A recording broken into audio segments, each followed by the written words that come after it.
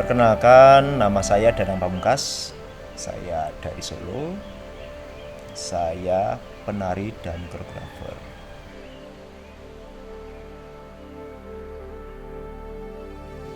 Tari itu bagi saya, ya saya kira bukan untuk pertama bukan hanya untuk saya, tapi juga yang lain, para penari yang lain, para seniman yang lain itu tari itu adalah ilmu gerak, seni gerak yang tempat untuk mengekspresikan semua gagasan, semua imajinasi, semua impian melalui gerak itu, supaya bisa kebahagiaan atau pesan itu bisa kita sampaikan, kita share ke orang yang melihatnya. Tapi bagi saya itu lebih dari situ, karena tari itu bagi saya itu kayak saya menemukan jodoh, saya menemukan kebahagiaan di sana.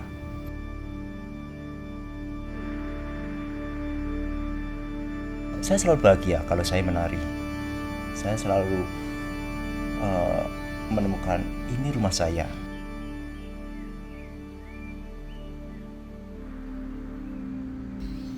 Ekspresi, kemudian bisa jadi itu adalah kayak buku diary saya. Buku diary yang waktu saya menari itu bisa saya curahkan semua unek-unek, semua itu, walaupun tidak dengan kata-kata tapi dengan gerak, dengan ekspresi gerak, dengan semuanya, semua tentang gerak itu saya ekspresikan di sana. Dengan saya mendengarkan musik, menyatukan dengan musik yang itu akhirnya juga membawa tubuh saya, membawa imajinasi saya, membawa hati saya itu semakin bulat untuk bisa mencurahkan ke dalam gerakan tari tersebut.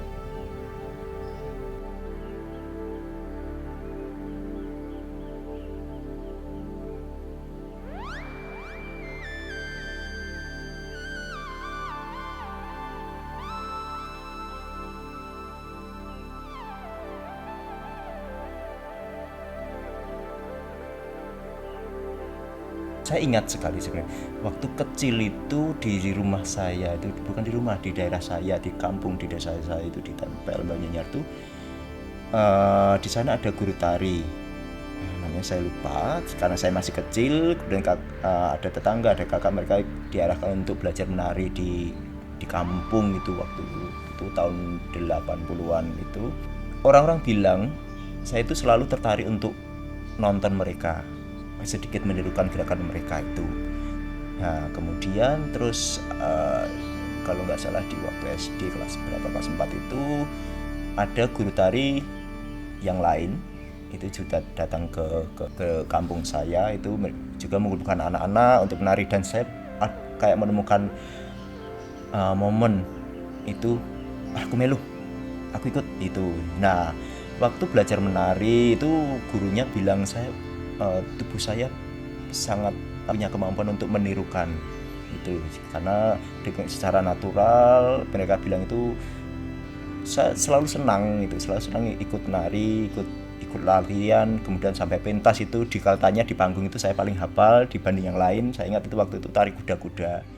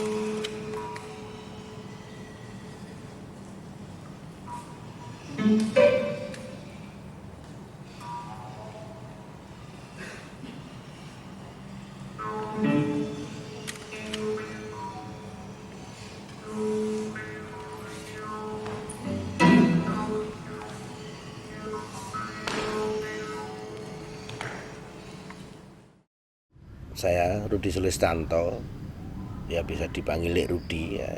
Saya memang lulusan dari ISI Surakarta dengan basicnya di penciptaan karya musik komposisi ya. Jadi kalau berbicara masalah iringan tari memang sedikit banyak harus banyak pengalaman, terutama dalam bidang iringan tari. Memang dari awalnya kita hanya sebagai seorang player kita mengikuti dari komponis-komponis besar. Kemudian kita berbekal pengalaman itu, jadi kita juga belajar banyak. Oh ternyata bukan mengiringi tari ya, karena istilahnya adalah sebenarnya membuat ilustrasi untuk tari.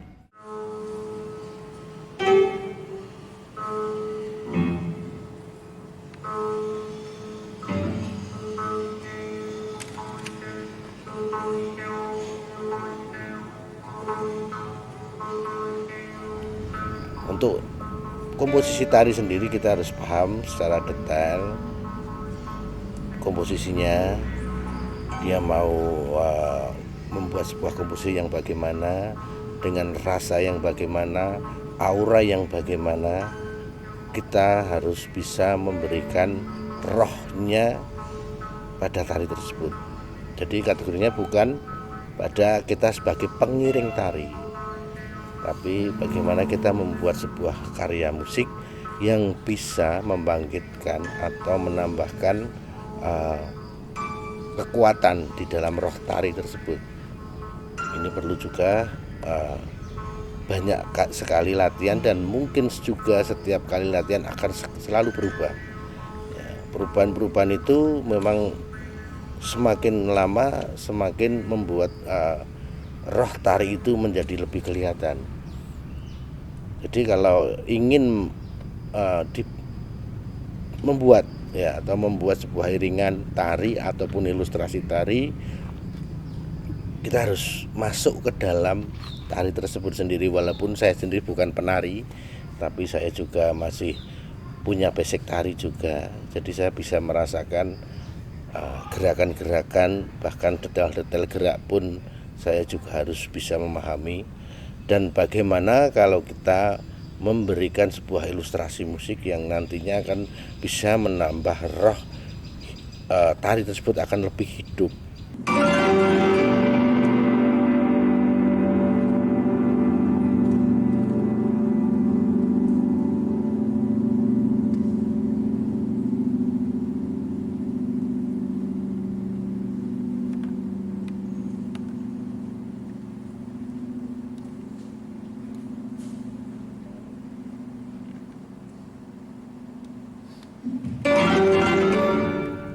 Proses untuk ke arah musik itu ada beberapa momen, beberapa poin yang sering saya diskusikan dengan Rudy. Salah satunya pemilihan alat musik, piano rusak tadi. Kemudian saya tertarik dengan nuansa tari bedoyo, karena di situ makanya kita menamakan bedayan kayang, yang gerakannya itu ngayang tapi melakukan gerakan tari Jawa.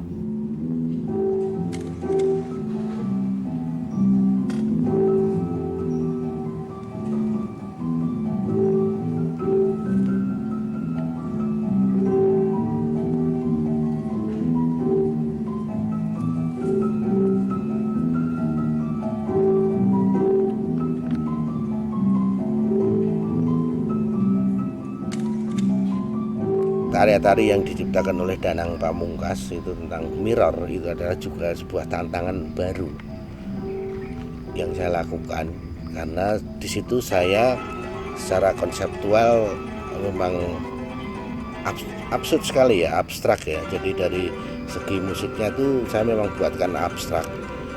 Artinya apa ya? Masih saya berpegangan pada Pakarena. Masih itu, karena memang di situ banyak sekali kontras-kontras yang saya berikan untuk membuat ilustrasi tarinya Danang Pamungkas. Dan di situ pengalaman player saya itu memang kalau kita hitung, saya jujur saja, dia bukan pemain musik yang begitu handal terhadap instrumennya.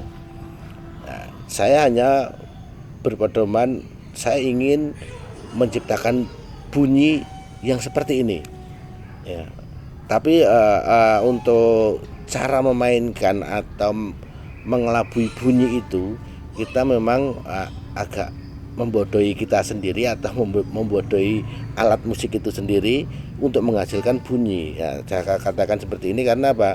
Di dalam Mirror itu saya menggunakan piano, ya, instrumen piano yang dimainkan oleh 3 orang.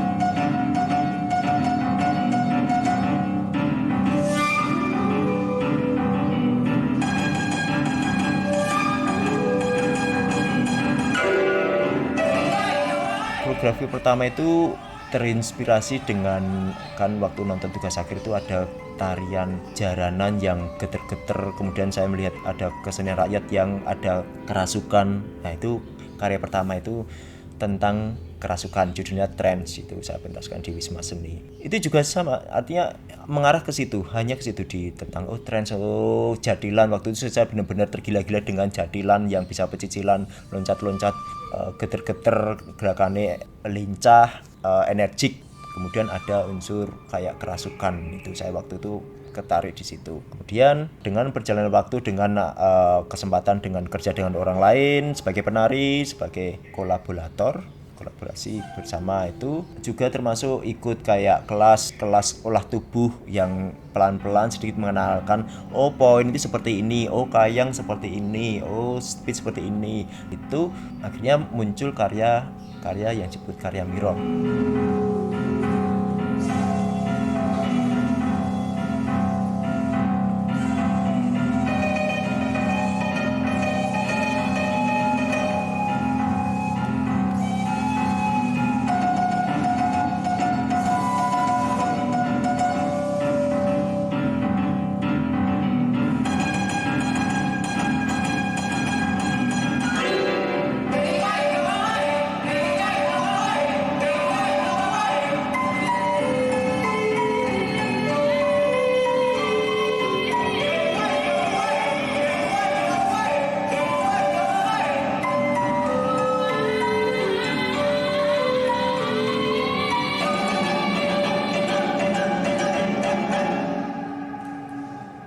Jadi tidak mengiringi, kategorinya saya paling tidak suka kalau kita mengiringi tari, enggak, tapi lebih suka, saya bilangnya adalah memberikan roh pada tari. Jadi musik saya sendiri adalah musik yang memberikan roh pada tari. Dan kalau membuat ilustrasi tari memang jangan sampai musik itu sendiri akan mengalahkan tarinya. Kadang-kadang yang tidak dipahami seperti itu, orang bilang saya mau buat iringan tari, mengiringi tari, berarti kamu akan mengiringi tari, bukan mengiringi tari maksudnya. Jadi artinya adalah memberikan sesuatu yang lebih kuat terhadap tari tersebut.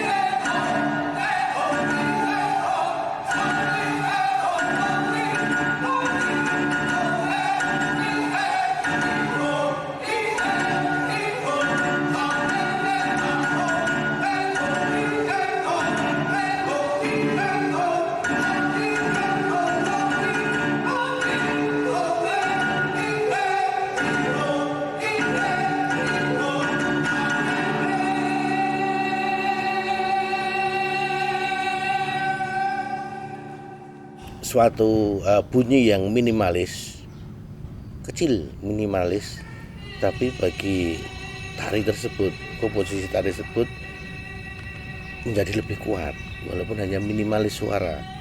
Nah itu kadang-kadang yang kadang-kadang kita nggak terpikirkan di situ ya, ternyata yang bunyi-bunyi yang kecil-kecil pun bisa membuat tari itu semakin kuat. Bahkan sebaliknya, tarinya itu menggunakan gerak-gerak yang minimalis, kecil dan lambat, kemudian musiknya kita kontraskan. Nah, ini paling saya suka ini, mengkontraskan antara bunyi dengan gerak. Ini yang harus dipelajari ataupun harus dipahami oleh semua yang membuat ilustrasi tari. Jadi gimana ya, saya lebih suka dari dulu tuh, saya masih terngiang yang namanya untuk ilustrasi tari Pakarena. Tari Pakarena itu bisa dibilang sangat kontras itu ya, antara bunyi musiknya kemudian dengan tarinya itu kontras sekali.